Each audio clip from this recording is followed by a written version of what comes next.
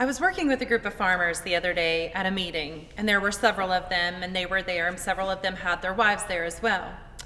I asked them, so how many of you think you're good communicators? I bet you can imagine that the majority of them raised their hand.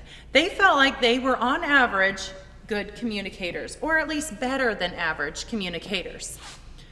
I then asked their wives the same question. How many of you think your husbands are good communicators? As you can imagine, the results weren't quite as favorable towards their communication skills. This happens a lot. We think we're good communicators. We know what we want to say. We know what we said. Now just do it. But that isn't always the way it works. Sometimes we need to make sure that when we're working with multiple people as business partners, we have a communication plan, a strategy in place to ensure that we are communicating as well as we think we are, or maybe even better than we think we are. When I say communication plan, though, many farmers kind of get tense and a little squirrely because they don't really think they need a plan. They're good at it, remember?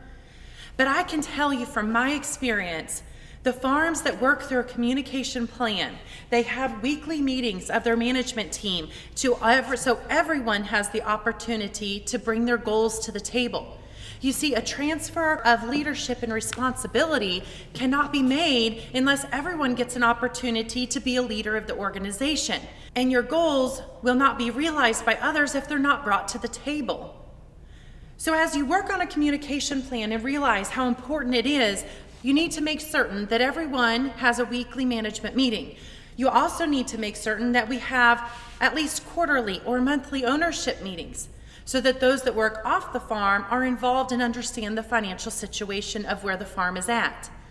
I have a friend. She's a farm management extension agent out west.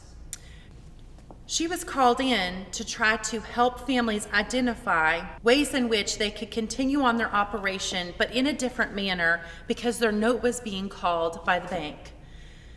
She told me the hardest operations she went into were the ones where the farmers knew exactly what was going on, but their wives had no idea. They didn't know that they were going bankrupt. They didn't know that their note had been called. They had no idea what that meant for their family. Folks, we have to make certain that everyone involved in the business, every owner in the business is involved and communicated with so that they can understand when times are tough, just how tough they are, or when things are good, just how good they are. It's just a part of making sure that we have an ability to conduct business is a way in which we know that we are communicating with everyone involved in that business.